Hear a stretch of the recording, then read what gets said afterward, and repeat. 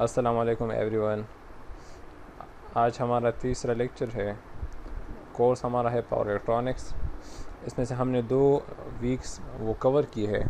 In the first week अगर हम उसकी ओवरव्यू कर ले तो उसमें से हमने पावर इलेक्ट्रॉनिक्स की जो डिफिनीशन थी उसके बारे में डिटेल से स्टडी आउट किया था कि एक्चुअली हमारे पास क्या चीज़ होती है और इसके हमारे पास एप्लीकेशंस क्या है, ये हमारे पास कहाँ पर इस्तेमाल होती है, वो हमने डिटेल से स्टडी आउट की थी। जब भी हम पावर इलेक्ट्रॉनिक्स की बात करते हैं तो हमारे पास ये तमाम प्रोसेस होता है थ्रू द सेमीकंडक्टर डिवाइसेस। फिर हमारे पास इन द सेकंड लेक्चर हमने सेमीकंडक्टर डिवाइसेस को स्टडी आउट किया। उसमें से हमने पावर डायोड और थायरिस्टर को डिटेल से स्टडी किया कि ये दोनों सेमीकंडक्टर डिवाइसेस हमारे पास किस तरह काम करते हैं और इनके हमारे पास करेक्टरिस्टिक्स क्या है, इनको हम किन एप्लीकेशन के लिए बेस्ड ऑन दियर करेक्टरिस्टिक इस्तेमाल कर सकते हैं। सो ये हमने लेक्चर नंबर सेकंड में कवर कर लिया। लेकिन लेक्चर नंबर सेकंड में हमने थायरिस्टर की गेटिंग रिक्वायरमेंट सिर्फ स्टडी आउट की थी कि अगर हम थायरिस्टर को ऑन करना चाहते हैं और हमारे पास उसका गेट डैमेज ना हो जाए तो उसके लिए हमारे पास कौन सी कंडीशन वो रिक्वायर्ड है। तो वो कंडीशन जो हमारे पास थे certain area of firing angle, वो एरिया हमने स्टडी आउट किया जिसमें से हमारे पास जो गेट है without damaging the thyristor gate हमारे पास थायरिस्टर ऑन हो सकती है। सो ये हमने लेक्चर नंबर सेकंड में कवर कर लिया। अब लेक्चर नंबर थर्ड में हम firing circuits for thyristor study करते हैं। इसका बेसिक मकसद हमारे पास ये है कि हमने इन द सेकंड लेक्चर ये स्टडी आउट किया था कि थायरिस्टर को हम डिफरेंट तरीक़ों से ऑन कर सकते हैं। उसमें से जो सबसे कॉमन मेथड है वो हमारे पास है गेट पल्स, कि हम गेट पर पल्स दे दें और उसके थ्रू थायरिस्टर को ऑन कर लें। और भी हमारे पास मेथड्स है जिसमें से हमारे पास हाई वोल्टेज मेथड है, हमारे पास लाइट मेथड है, थर्मल मेथड है हमारे पास। सो डिफरेंट मेथड है जो हम यूज़ कर सकते हैं, लेकिन कॉमन मेथड हमारे पास है गेट फायरिंग पल्स, कि हम गेट फायरिंग पल्स के थ्रू थायरिस्टर को ऑन कर लें। हमने एक करेक्टरिस्टिक थायरिस्टर की ये भी स्टडी आउट की थी कि अगर हम थायरिस्टर को एक मरतबा ऑन कर ले थ्रू द गेट पल्स, सो अगर हम इससे फिर गेट पल्स रिमूव भी कर ले तो थायरिस्टर हमारे पास ऑन स्टेट में रहती है। तो इसलिए हमारे पास अगर हम थायरिस्टर को ऑन करना चाहते हैं थ्रू एनी सर्किट और वो सर्किट हमारे पास इस तरह हो कि वो हमारे पास फायरिंग पल्स प्रोड्यूस कर ले, सो वो फायरिंग पल्स हमारे पास इस तरह होनी चाहिए कि वो हमारे पास जनरेट हो जाए और उसके बाद ख़त्म हो जाए। मीन थायरिस्टर को ऑन कर ले और इतना ड्यूरेशन हो कि हमारे पास थायरिस्टर ऑन हो जाए और उसके बाद वो पल्स ख़त्म हो जाए।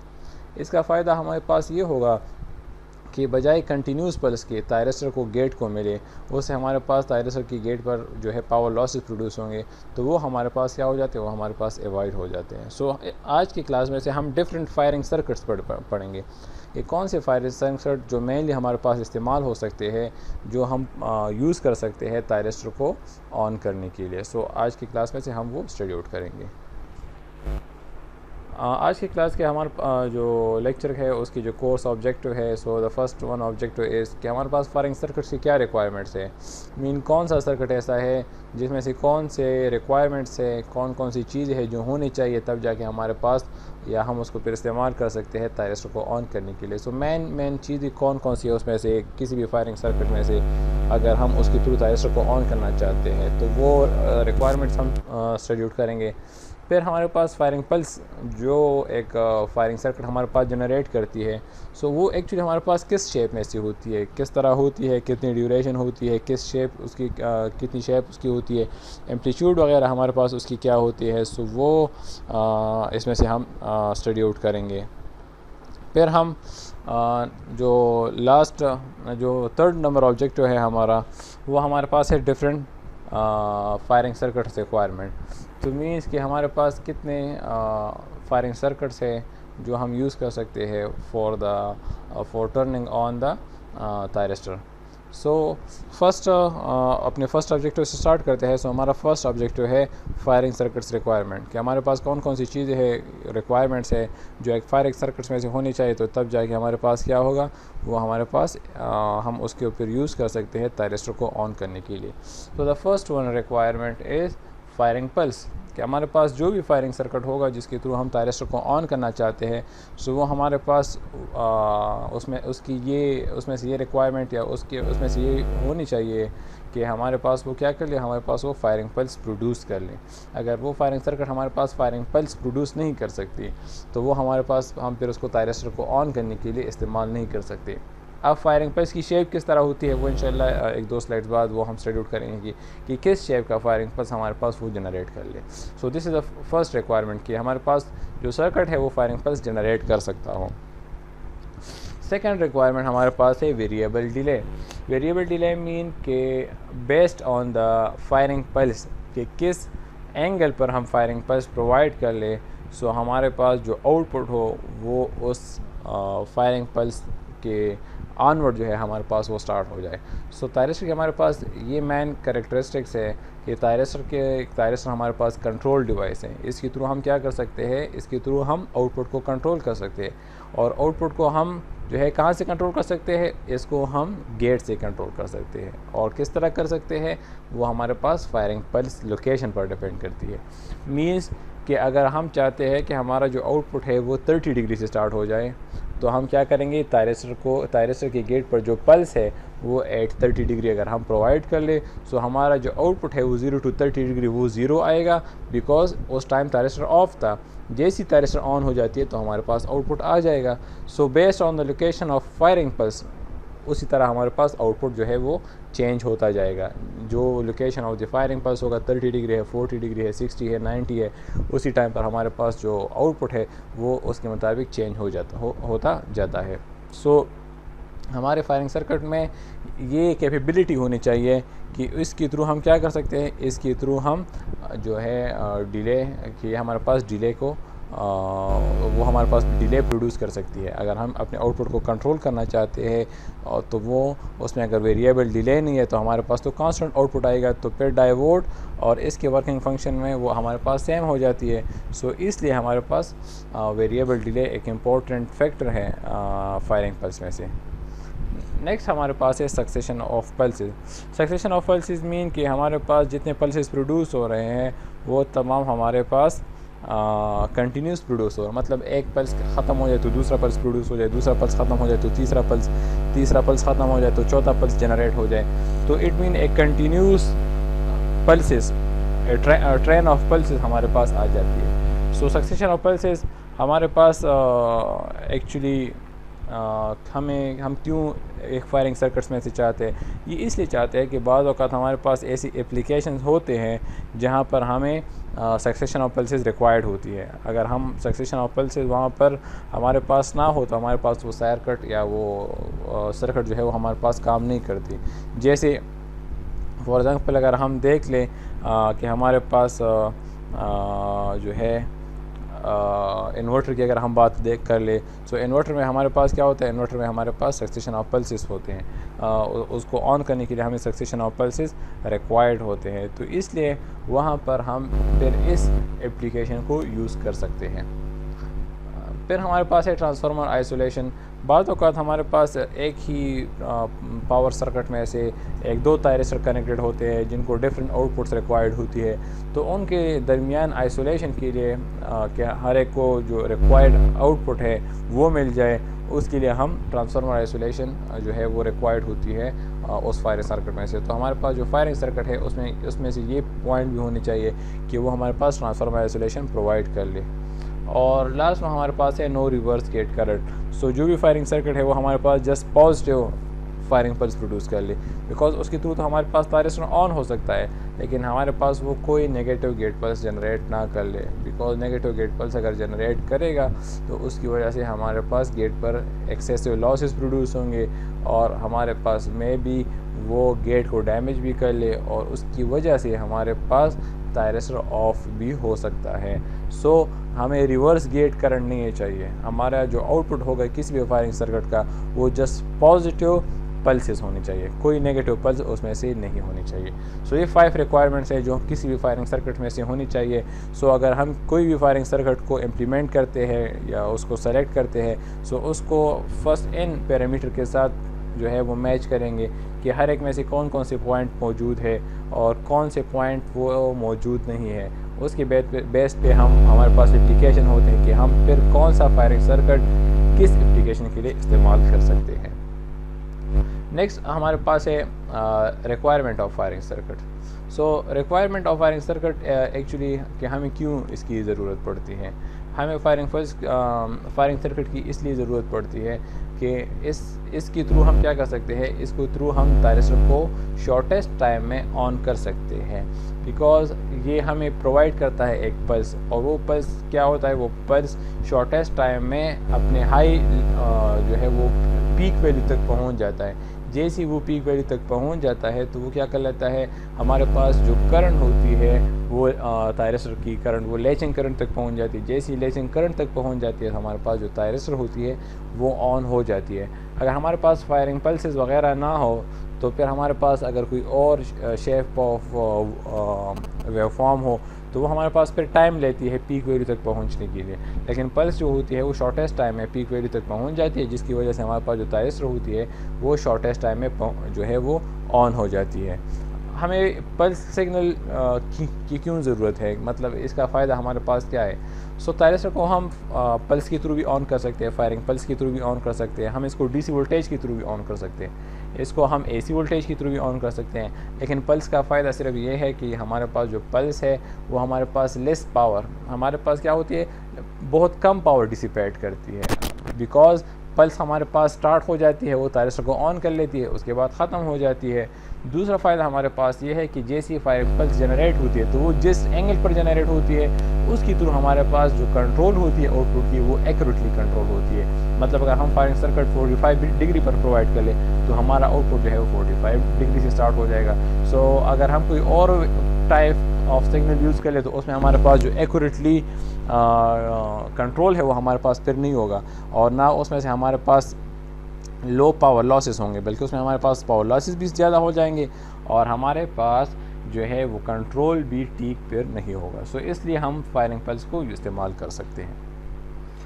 अच्छा, हमारे पास जो टिपिकल फायरिंग पल्स होती है वो हमारे पास इस तरह होती है कि हमारे पास फायरिंग पल्स आइडियली हमारे पास वो ज़ीरो टाइम में राइज़ करती है, फिर उसकी वेट होती है और फिर हमारे पास वो ख़त्म हो जाती है। तो in the minimum time zero time वो हमारे पास ख़त्म हो जाती है, मतलब अब दोबारा से ज़ीरो तक इसकी वैल्यू पहुंच जाती है। बट इन केस ऑफ अगर हम प्रैक्टिकल बात कर ले तो हमारे पास ये कुछ ना कुछ टाइम लेती है पीक वैल्यू तक पहुंचने के लिए। For example 1 nano second, 2 nano second, 10 nano second, इतना टाइम लेती है। फिर उसकी पल्स वेट होती है कि कितने टाइम के लिए वो उसकी जो वैल्यू है वो हमारे पास कांस्टेंट होती है। वैल्यू वो 10 वोल्ट से 15 वोल्ट से जो भी वैल्यू है उसकी, या जो भी करंट है, करंट की अगर हम बात करें तो जो करंट है 1 एम्पियर है, 2 एम्पियर है, तो उस टाइम तक वो कांस्टेंट रहती है और उसके बाद हमारे पास वो पल्स ख़त्म हो जाती है। जब पल्स ख़त्म होगी तो दोबारा से प्रैक्टिकली कुछ ना कुछ टाइम में अब ये हमारे पास इसकी वैल्यू ज़ीरो तक आएगी, डायरेक्टली ज़ीरो नहीं आएगी बल्कि कुछ ना कुछ टाइम लेगी।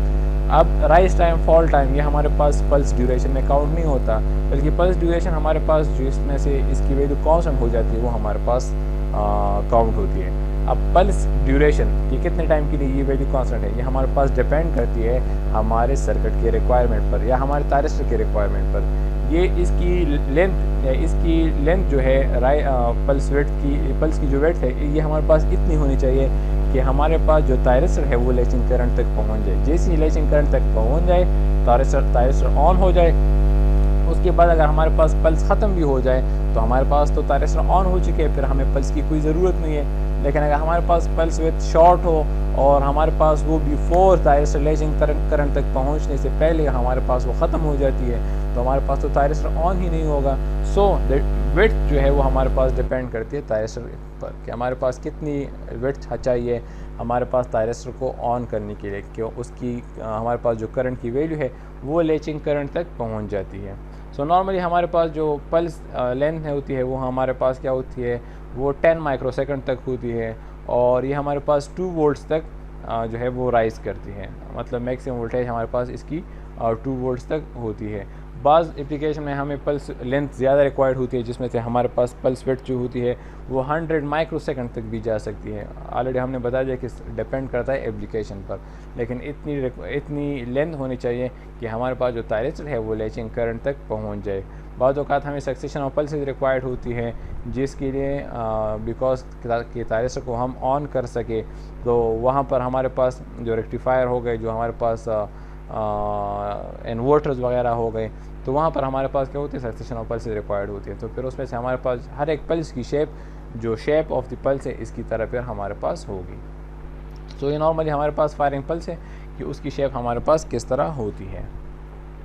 अच्छा, अब हमारे पास डिफरेंट फायरिंग सर्किट्स है जो हम इस्तेमाल कर सकते हैं थायरिस्टर को ऑन करने के लिए। So the first one firing circuit जिसमें हमारे पास डायोड यूज़ होता है। इसमें हमारे पास होता है इस तरह है कि हमारे पास ये सप्लाई वोल्टेज है, यहाँ पर हमारे पास लोड कनेक्टेड है और ये हमारे पास थायरिस्टर कनेक्टेड है। थायरिस्टर के साथ लगा है वेरिएबल रेजिस्टर और एक डायोड लगा है।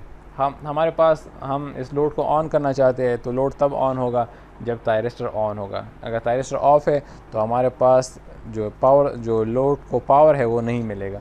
लोड को पावर तब मिलेगा जब हमारे पास थायरिस्टर ऑन हो जाएगा। अब थायरिस्टर किस तरह ऑन होगा? थायरिस्टर एक्चुअली हमारे पास, अगर हम इस सर्किट की वर्किंग प्रिंसिपल देख लें तो इनिशियली अगर हमारे पास यहाँ पर एक वोल्टेज आ रही है, वो हमारे पास AC सप्लाई है, 0 वोल्ट से स्टार्ट होती है। जैसे 0 वोल्ट से स्टार्ट होती है तो जो करंट है वो इनिशियली इसके लिए दो पाथ्स अवेलेबल है। एक वो पाथ है कि ये करंट रजिस्टर R से फ़्लो कर ले, डायोड से फ़्लो कर ले, और दूसरा पाथ है कि लोड से और डायोड से फ़्लो कर ले, थायरिस्टर से फ़्लो कर ले। लेकिन थायरिस्टर से तो फ़्लो नहीं कर सकता बिकॉज थायरिस्टर ऑफ है। तो करंट क्या होगा? करंट फर्स्ट रजिस्टर और डायोड से फ़्लो करेगा। जब करंट इनिशियली फ्रॉम 0 से लेके 0, 1, 2, 3 वोल्ट्स इस तरह होता जाता है तो करंट जो है वो फर्स्ट इस पाथ से फ़्लो करेगा। अब जब करंट इस पाथ से फ़्लो करेगा तो एक्चुअली हमारे पास ये करंट जो है ये एक्चुअली कनेक्टेड है थायरिस्टर के गेट के साथ, थायरिस्टर के गेट के साथ कनेक्टेड है। लेकिन जैसे ही हमारे पास करंट इनिशियली इंक्रीज़ होती है तो थायरिस्टर की जो गेट करंट होती है वो हमारे पास इंक्रीज़ होती है। जैसे ये इंक्रीज़ हो जाती है तो एक वैल्यू हमारे पास ऐसी आ जाती है कि हमारे पास जो थायरिस्टर है, जो गेट करंट है, ये हमारे पास इसकी वैल्यू इतनी हो जाती है कि ये हमारे पास जो लैचिंग करंट की वैल्यू है उस तक पहुंच जाती है। जैसे उस तक पहुंच जाती है तो हमारे पास थायरिस्टर क्या हो जाएगा? थायरिस्टर हमारे पास ऑन हो जाएगा। जब हमारे पास थायरिस्टर ऑन हो जाता है तो फिर करंट के फ़्लो के लिए दो पाथ्स अवेलेबल है, एक थायरिस्टर वाला, दूसरा रेजिस्टर और डायोड वाला। यहाँ पर हाई रेजिस्टर पाथ है, यहाँ पर लो रेजिस्टेंस पाथ है, तो फिर करंट क्या होगा? इसी थायरिस्टर के थ्रू फ्लो करेगा। सो इनिशियली कुछ स्टार्ट वोल्टेज में हमारे पास ये थायरिस्टर ऑफ होती है, लेकिन कुछ वोल्टेज के बाद हमारे पास क्या हो जाएगा? ये थायरिस्टर ऑन हो जाती है और उसके बाद फिर करंट हमारे पास इस पाथ में से फ़्लो करती है। यहाँ पर अब रेजिस्टर, वेरिएबल रेजिस्टर क्यों लगा है और डायोड क्यों लगा है? वेरिएबल रेजिस्टर इसलिए लगा है ताकि यहाँ पर हम क्या कर ले, थायरिस्टर के ऑन टाइम को कंट्रोल कर सके। फॉर एग्ज़ाम्पल, अगर हम चाहते हैं कि थायरिस्टर हमारे पास लेट ऑन हो जाए, मतलब बहुत टाइम के बाद ऑन हो जाए, तो यहाँ पर हम क्या कर लेंगे? रेजिस्टर की वैल्यू को ज़्यादा कर लेंगे। तो हमारे पास जो करंट है यहाँ पर आएगा तो ज़्यादा, लेकिन यहाँ पर जो थायरिस्टर के गेट को मिलेगा वो कम मिलेगा। तो इट मीन कि अगर पहले हमारे पास थायरिस्टर 2 वोल्ट्स पे ऑन होता था, तो अब जाके हमारे पास वो 10 वोल्ट्स पे ऑन हो जाएगा या 20 वोल्ट्स पे ऑन हो जाएगा। सो यहाँ से हम क्या कर सकते हैं? यहाँ से हम थायरिस्टर के आउटपुट को कंट्रोल कर सकते हैं। मीन हमारे पास वेरिएबल डिले का जो फंक्शन है वो हमारे पास इसमें से आ सकता है। सो यहाँ से हम क्या कर सकते हैं? थायरिस्टर के गेट करंट को कंट्रोल करते हैं। यहाँ से हम थायरिस्टर के गेट करंट को अगर लेट करते हैं तो थायरिस्टर हमारे पास लेट ऑन होगा, मतलब बहुत वोल्टेज गुजरने के बाद ऑन होगा। अगर हम इसको क्विकली ऑन करना चाहते हैं तो फिर आर की वैल्यू को हम क्या करेंगे? मिनिमम रखेंगे। अच्छा, डायोड क्यों इस्तेमाल हुआ है? डायोड इसलिए इस्तेमाल हुआ है कि यहाँ पर हमारे पास AC सप्लाई कनेक्टेड है, तो इट मीन कि इस थायरिस्टर के गेट को पॉजिटिव साइकिल भी मिलेगा और नेगेटिव साइकिल भी मिलेगा। लेकिन ऑलरेडी हमने in the firing circuit requirement ये स्टडी आउट किया कि हमारे पास कोई नेगेटिव गेट पल्स नहीं चाहिए। तो उस नेगेटिव गेट पल्स को ब्लॉक करने के लिए हमारे पास डायोड लगा है, बिकॉज डायोड फॉरवर्ड साइकिल के लिए, पॉजिटिव साइकिल के लिए फॉरवर्ड बायस होगा और नेगेटिव साइकिल के लिए क्या होगा? रिवर्स्ड बायस होगा। सो उसकी वजह से हमारे पास क्या होगा? थायरिस्टर जो है, थायरिस्टर के गेट को कोई नेगेटिव पल्स नहीं मिलेगा ड्यू टू दिस डायोड। सो अगर हम इस वेवफॉर्म को देख ले, so this is 0 to alpha. ये हमारे पास देखिए, ये इनिशियली हमारे पास कुछ क्लिप आएगा। यहाँ पर स्टार्ट हमारा जो आउटपुट वोल्टेज होगा वो डायरेक्टली 0 वोल्टेज से स्टार्ट नहीं होगा, बिकॉज कुछ वोल्टेज रिक्वायर्ड होती है थायरिस्टर को ऑन करने के लिए। जैसे वो ऑन हो जाती है तो उसके बाद हमारे पास जो आउटपुट है वो स्टार्ट हो जाएगी। तो इनिशियल हमारे पास थोड़ा सा वोल्टेज का क्लिप मिलेगा, 1 वोल्ट्स 2 वोल्ट्स का क्लिप मिलेगा। उसके बाद जो आउटपुट है हमारे पास वो कंट्रोल हो सकती है। लेकिन अगर हम यहाँ से फिर आगे एंगल को, फायरिंग एंगल को चेंज करते हैं। फॉर एग्जांपल हम आर की वैल्यू को ज़्यादा करते तो हमारे पास ये आउटपुट जो है फर्दर फिर यहाँ से स्टार्ट हो सकता है, यहाँ से स्टार्ट हो सकता है, यहाँ से स्टार्ट हो सकता है। जैसे ही हम क्या करते हैं, रजिस्टर की वैल्यू को चेंज कर सकते हैं। ये हमारे पास सिंपल फायरिंग सर्किट है जो हम इस्तेमाल कर सकते हैं थायरिस्टर को ऑन करने के लिए। अगर हम इसको कंपेयर कर लें with the firing circuit requirement, firing circuit का फर्स्ट रिक्वायरमेंट हमारे पास ये था कि ये हमारे पास फायरिंग पल्स जनरेट कर ले। लेकिन अगर हम इस सर्किट में से देख लें तो ये हमारे पास फायरिंग पल्स जनरेट नहीं करती, बिकॉज यहाँ पर जो थायरिस्टर की गेट को इनपुट मिलती है वो साइनोसाइडल मिलती है। तो इट मीन इसकी जो शेप है वो पल्स की तरह नहीं है। इसलिए हमारे पास ये फर्स्ट रिक्वायरमेंट इसमें से नहीं आती। सेकेंड रिक्वायरमेंट हमारे पास थी वेरिएबल डिले। हमारे पास इसमें से वेरिएबल डिले है, लेकिन वेरिएबल डिले की हमारे पास लिमिटेशन है। और लिमिटेशन क्या है, वो है हमारे पास 0 to 90 डिग्री। मतलब हम अपने आउटपुट को 0 से लेकर 90 डिग्री तक कंट्रोल कर सकते हैं। लेकिन अगर हम 90 डिग्री से ऑनवर्ड इसको कंट्रोल करना चाहते हैं तो वो हम नहीं कर सकते। क्यों नहीं कर सकते? बिकॉज अगर हम क्या कर ले, अगर हम ये कर ले कि हमारे पास, हम चाहते हैं कि हमारे पास वो 100 डिग्री पे ऑन हो जाए, तो 100 डिग्री का जो वोल्टेज है वो ऑलरेडी हमारे पास किसी 80 या 70 वोल्ट्स पे आ जाएगा। तो वो ऑलरेडी वो पॉइंट हमारे पास ऑलरेडी वो अचीव होता है। तो वो हमारे पास बजाय कि वो 110 वोल्ट्स या 100 वोल्ट्स पे ऑन हो जाए, वो हमारे पास 70 वोल्ट्स पे ऑन हो जाएगा। हम इसमें से फायरिंग एंगल ला सकते हैं 0 to 90 डिग्री। ऑनवर्ड हम इसमें से फायरिंग डिले नहीं ला सकते।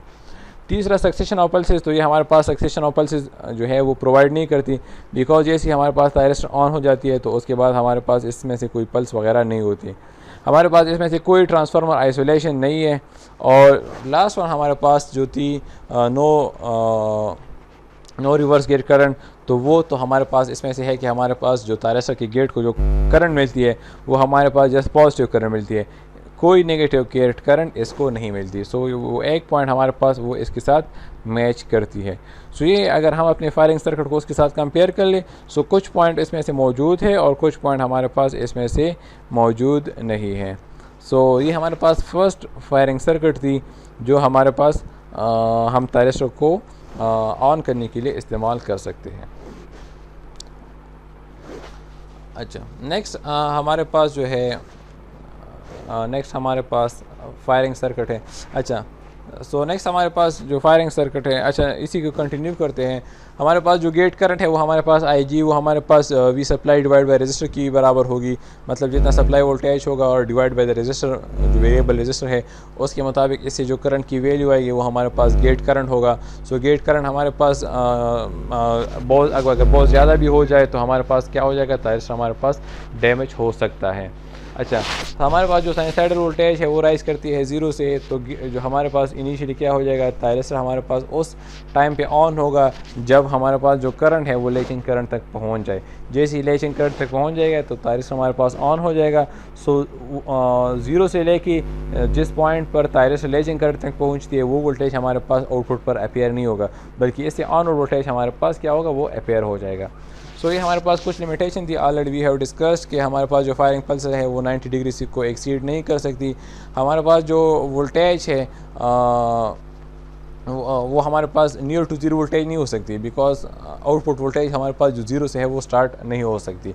दूसरा ये है कि हमारे पास जो फायरिंग एंगल है वो हमारे पास चेंज हो सकता है, because cycle to cycle. Because अगर हमारे पास 1 सेकंड में हमने थायरिस्टर को एक एंगल पे ऑन कर लिया, तो अगर उसके बाद हम रजिस्टर की वैल्यू को चेंज करें तो थायरिस्टर हमारे पास दूसरे एंगल पर भी फिर ऑन हो सकता है। ये चीज़ें हमारे पास इसमें से इसकी लिमिटेशन है हमारे पास इस firing circuit. Next firing circuit हमारे पास जो है वो फायरिंग सर्किट यूजिंग ट्रांजिस्टर। इससे पहले जो था वो हमारे पास उसमें से डायोड हमारे पास इस्तेमाल हो रहा था, लेकिन उसमें हमारे पास जो हमारी रिक्वायरमेंट थी वो हमारे पास वो मीट नहीं कर रही थी। इसलिए अब हमारे पास जो नेक्स्ट फायरिंग सर्किट है उसमें हमारे पास एक ट्रांजिस्टर इस्तेमाल होता है और उसकी जो कंप्लीट सर्किट डायग्राम है वो हमारे पास ये वाली है। ये हमारे पास थोड़ा सा कम्प्लेक्स है, लेकिन इसकी जो वर्किंग है वो बहुत इंटरेस्टिंग है।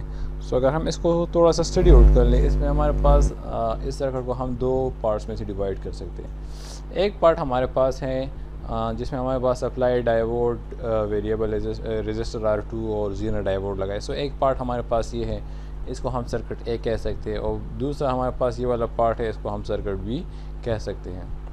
सो circuit A is normally used, यहाँ पर जीरो डायोड है तो इट मीन इसका जो आउटपुट आएगा हमारे पास पैरेलल में लगा है तो वो हमारे पास रेगुलेटेड आएगा।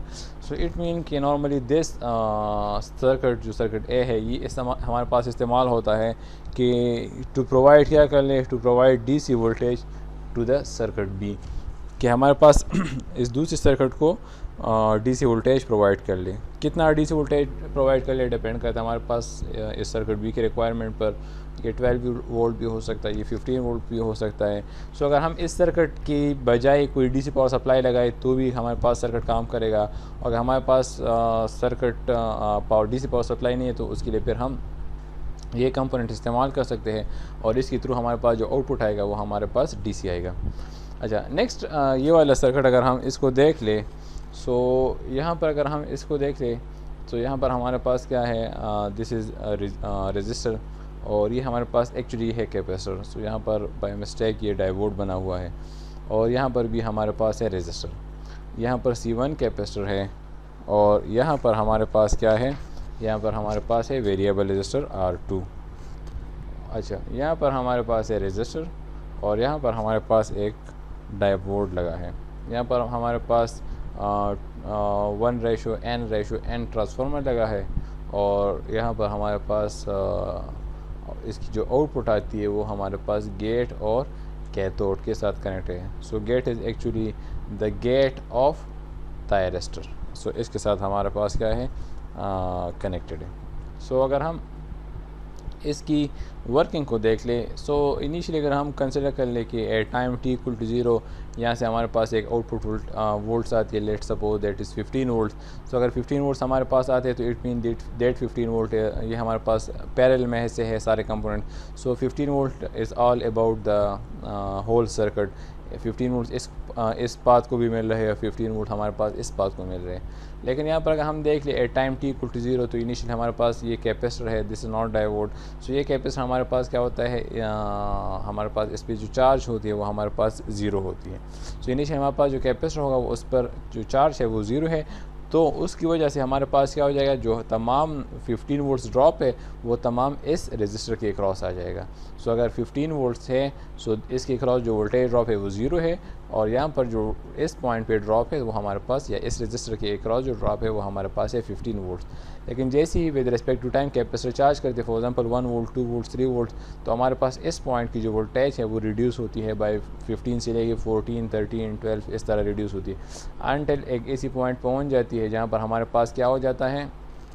अब ये कैपेसिटर कितने वोल्टेज तक चार्ज करेगा डिपेंड करता है इसके साथ जो पैरेलल में कनेक्टेड है रजिस्टर। अगर हमारे पास इस रजिस्टर की वैल्यू और इस रजिस्टर की वैल्यू सेम है तो हमारे पास जो वोल्टेज है वो इक्वली डिवाइड हो जाएगा बिटवीन, फॉर एग्जांपल अगर 15 वोल्ट है तो 7.5 वोल्ट इसके क्रॉस आ जाएगा और 7.5 वोल्ट इसके क्रॉस आ जाएगा।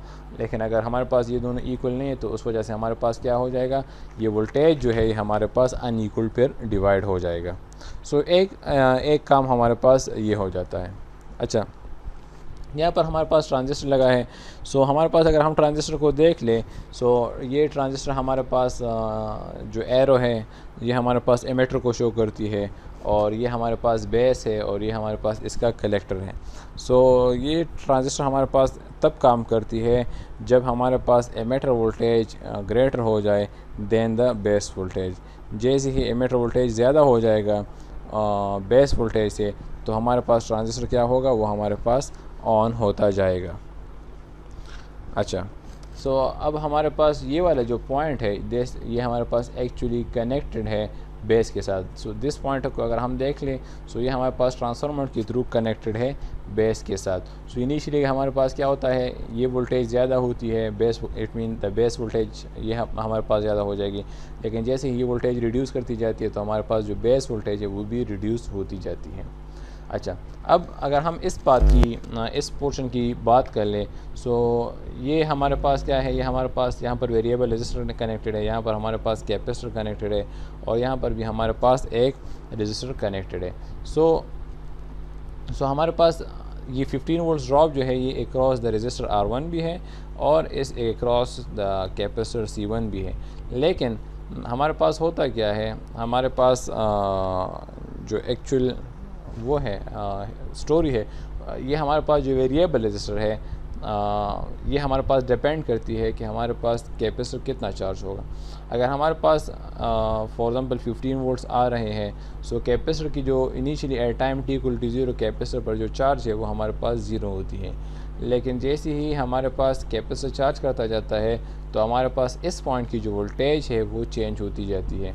इनिशियली यहाँ पर हमारे पास जो एमिटर वोल्टेज होती है ये हमारे पास क्या होगा, ये हमारे पास 0 होती है।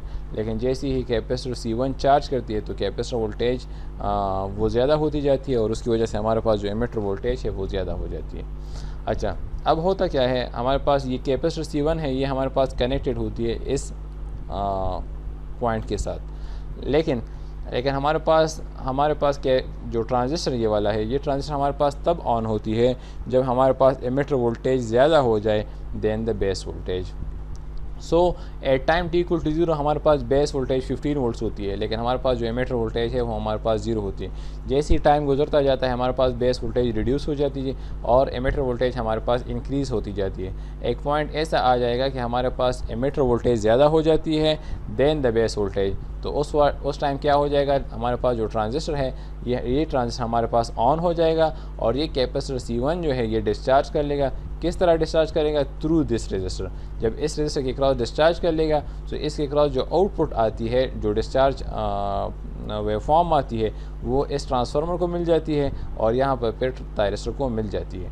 लेकिन अब जैसे ही ये कैपेसिटर C1 डिस्चार्ज कर लेगा तो एमिटर वोल्टेज जो है वो हमारे पास रिड्यूस हो जाती है दोबारा से बेस वोल्टेज से।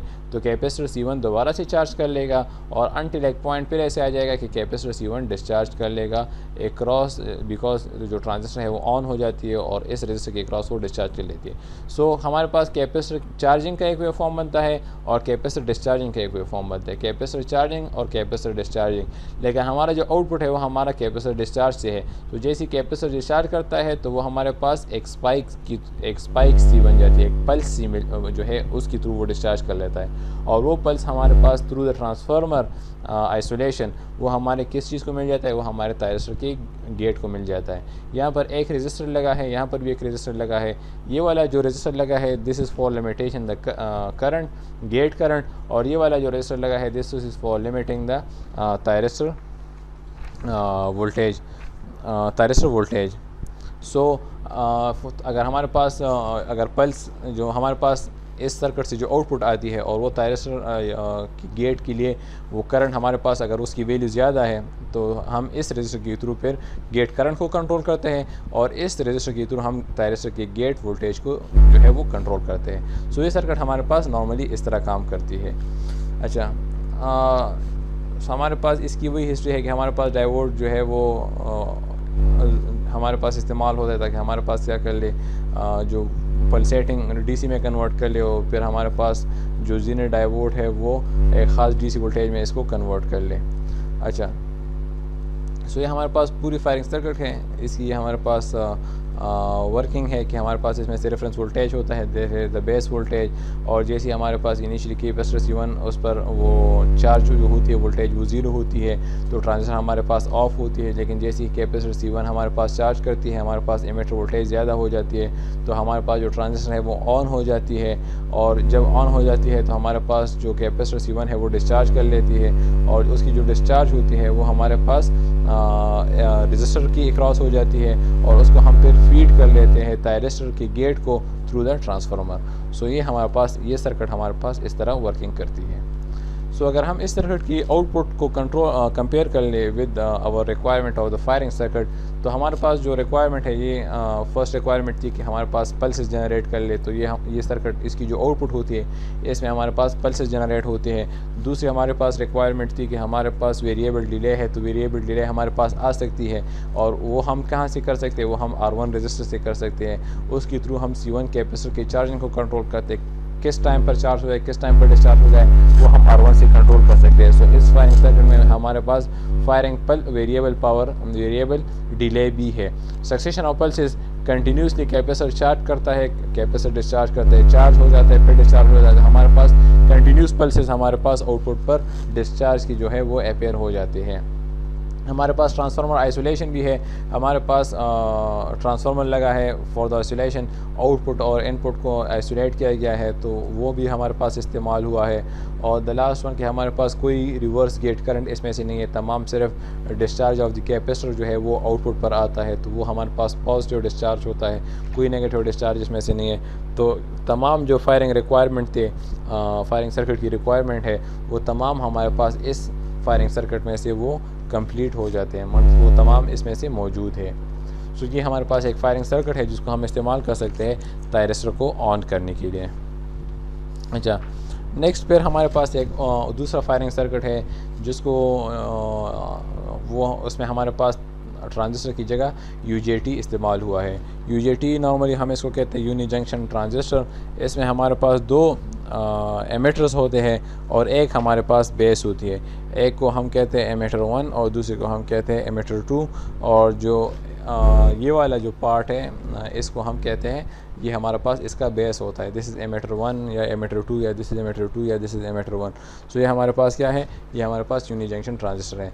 सो अगर हम इसको देख लें, so this part is use for the DC, के इस सर्किट को डीसी सप्लाई मिल जाए। सो अगर डीसी पावर सप्लाई डायरेक्ट है तो हम डायरेक्टली भी कनेक्ट कर सकते हैं, लेकिन अगर नहीं है तो हम फिर इसके थ्रू इस सर्किट को डीसी पावर सप्लाई जो है वो प्रोवाइड करते हैं। यहाँ से डीसी पावर सप्लाई आती है, for example that is 15 volts. तो 15 वोल्ट्स वो पैरेलल में है इस बात की भी और इस बात की भी, लेकिन इनिशियली हमारे पास कैपेसिटर चार्ज नहीं होता, तो तमाम ड्रॉप जो है वो इस पॉइंट पर जो ड्रॉप है वो हमारे पास 0 वोल्ट्स होती है और तमाम ड्रॉप हमारे पास R1 के क्रॉस होता है। लेकिन जैसे ही विद रिस्पेक्ट टू टाइम हमारे पास टाइम गुजरता जाता है, तो हमारे पास कैपेसिटर चार्ज करता है, तो हमारे पास जो बेस वोल्टेज है वो क्या हो जाती है, वो हमारे पास इंक्रीज़ होती जाती है। अच्छा, अब यहाँ पर हमारे पास एक रेजिस्टर लगा है, ये हमारे पास एमिटर 1 है, एमिटर 2 है। फॉर एग्जांपल इस एमिटर, अब हमारे पास रेजिस्टर है, अब हमारे पास ये रेजिस्टर डिपेंड करता है कि हमारे पास इस एमिटर 1 पर वोल्टेज ड्रॉप कितनी है। फॉर एग्जांपल अगर इसकी वैल्यू बहुत ज़्यादा है तो ये वोल्टेज ड्रॉप कम होगी, और अगर इसकी वैल्यू कम है तो ये ड्रॉप हमारे पास फिर ज़्यादा होगी।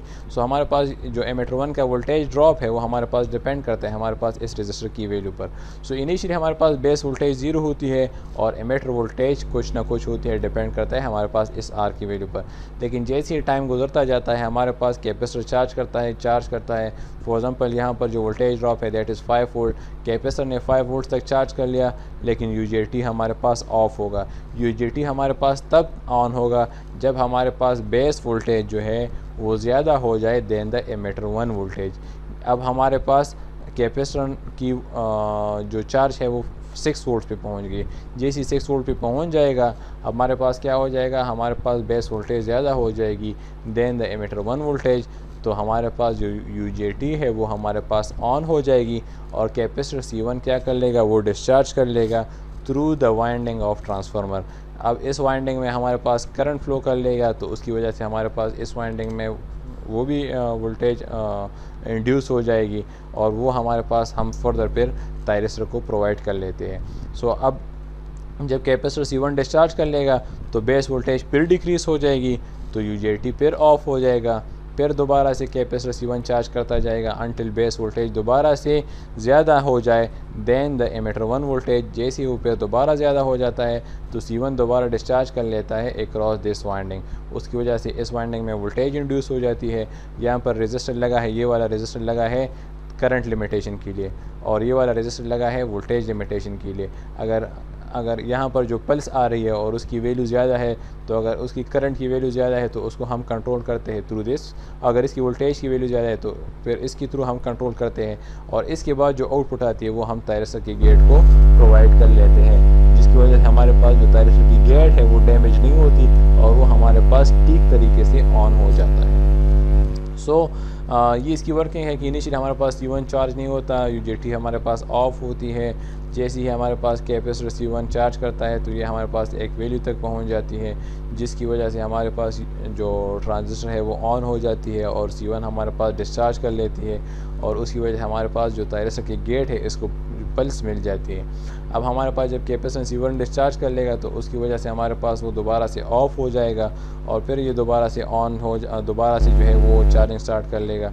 सो जब कैपेसिटर चार्ज करता है तो एक्सपोनेंशियली चार्ज करता है और जब डिस्चार्ज होता है तो भी एक्सपोनेंशियली डिक्रास जो है वो डिस्चार्ज होता है। कैपेसिटर की जो चार्जिंग है वो हमारे पास डिपेंड करती है R1 और C1 की वैल्यू पर, और उसकी जो डिस्चार्जिंग वैल्यू है वो हमारे पास C1 की वैल्यू पर डिपेंड करती है, C1 और वाइंडिंग और ट्रांसफार्मर पर डिपेंड करती है। दूसरा हमारे पास ये है कि इसमें हमारे पास कंटिन्यूस प्रोसेस होगा, कैपेसिटर चार्ज होगा और डिस्चार्ज होगा तो हमारे पास जो आउटपुट है उस पर कंटिन्यूस पल्सेस हमारे पास क्या होंगे, वो अपेयर होते जाए, वो अपेयर उसमें से हमारे पास मतलब वो हमारे पास आते जाएंगे। अच्छा, इसमें से हम जो कैपेसिटर की चार्जिंग है उसको कंट्रोल कर सकते हैं R1 की वैल्यू से।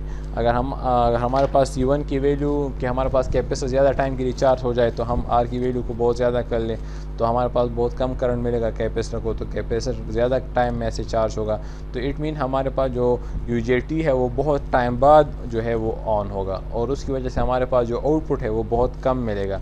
और अगर हम कैपेसिटर C1 को क्विकली ऑन करना चाहते हैं तो हम R1 की वैल्यू को कम कर लेंगे, उसकी वजह से हमारे पास जो थायरिस्टर है वो UJT जो है वो हमारे पास जल्दी ऑन होता जाएगा। सो इसको अगर हम कंपेयर कर ले अपने फायरिंग सर्किट रिक्वायरमेंट में से, तो हमारा फर्स्ट फायरिंग सर्किट रिक्वायरमेंट था कि हमारे पास पल्स जनरेट हो जाए। तो इसमें भी हमारे पास पल्स जनरेट होती है एक्सपोनेंशियली, हमारे पास जो डिस्चार्ज होती है वो हमारे पास एक पल्स की शेप में से होती है, तो वो हमारे पास वो फर्स्ट रिक्वायरमेंट होगी। नेक्स्ट हमारे पास वेरिएबल डिले है, तो हमारे पास कैपेसिटर के चार्जिंग को हम कंट्रोल कर सकते हैं C1 से, तो उसकी R1 से सो R1 की वैल्यू को अगर हम चेंज करेंगे तो हमारे पास कैपेसिटर की चार्जिंग और डिस्चार्जिंग चेंज होती जाएगी, जिसकी वजह से हमारी जो आउटपुट है वो चेंज होती जाएगी। हमारे पास इसमें से सक्सेशन ऑफ पल्सेस है, कंटिन्यूसली कैपेसिटर चार्ज भी कर रहा है डिस्चार्ज भी कर रहा है, तो हमारे पास continuous train of the pulses वो हमारे पास जनरेट होते जाएंगे। इसमें हमारे पास ट्रांसफार्मर भी लगा है, जिसकी वजह से हमारे पास जो आउटपुट है और जो थायरिस्टर है वो दोनों एक दूसरे से आइसोलेट हो चुके हैं। और इसमें से अगर हम देख लें तो हमारे पास कोई नेगेटिव गेट पल्स नहीं है, बिकॉज जो कैपेसिटर डिस्चार्ज कर रहा है वो पॉजिटिव डिस्चार्ज है, कोई नेगेटिव डिस्चार्ज में से नहीं है, तो एक पॉजिटिव पल्स जो है वो थायरिस्टर को गेट को मिल रहा है। तो तमाम जो 5 पॉइंट्स थे वो हमारे पास इसमें से मीट कर रहे हैं। सो ये हमारे पास ये फायरिंग सर्किट भी हम इस्तेमाल कर सकते हैं थायरिस्टर को ऑन करने के लिए। सो ये आज का लेक्चर था। इस लेक्चर में से हमने जो चीज़ें थी वो ये स्टडी आउट की कि हमारे पास थायरिस्टर को हम ऑन करने के लिए हमारे पास कौन से मेन रिक्वायरमेंट्स हैं वो हमने स्टडी आउट कर ली, और उसके बाद हमने फिर हमारे पास जो पल्स की शेप है कि वो हमारे पास किस तरह होती है और पल्स की विड्थ कितनी हमारे पास होनी चाहिए वो हमने स्टडी आउट कर ली। इसके बाद हमने कौन से फायरिंग सर्किट्स जो है वो हम इस्तेमाल कर सकते हैं थायरिस्टर को ऑन करने के लिए, तो हमने डिफरेंट फायरिंग सर्किट इसमें से कोई भी इस्तेमाल हो सकता है थायरिस्टर को ऑन करने के लिए, वो हमने स्टडी आउट कर ली। सो ये आज का क्लास था। नेक्स्ट क्लास में इंशाल्लाह हम फिर ट्रायक को स्टडी आउट करेंगे, एसिमेट्रिकल थायरिस्टर को स्टडी आउट करेंगे। ये तमाम हमारे पास थायरिस्टर की फैमिली में से आते हैं, और उसके बाद हम GTO को स्टडी करेंगे। सो ये तमाम हमारे पास सेमीकंडक्टर डिवाइसेस है, और ये तमाम हमारे पास थायरिस्टर की फैमिली में से हैं जो हमारे पास फिर इस्तेमाल होते हैं in the application, different application. तो इसको हम फिर in the next class in the lecture number 4 वो इंशाल्लाह हम स्टडी आउट करेंगे। So thank you very much for your time, thank you once again.